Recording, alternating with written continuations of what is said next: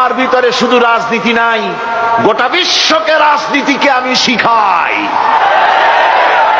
অর্থনীতি শিখাই, পৃথিবী চলবে কিভাবে তা আমি দেখাই। এই জন্য এই কোরআনের আসল মুফাসসির তো আমি নই, কোরআনের আসল মুফাসসির তো মাওলানা সিফাতুল্লাহ সাহেব নন, এর মুফাসসির তো মাওলানা আবুল কালাম আজাদ সাহেব নন, এর আসল মুফাসসির তো মাওলানা কামাল উদ্দিন জাফরি সাহেব নন। এর আসল মুফাসসির কে?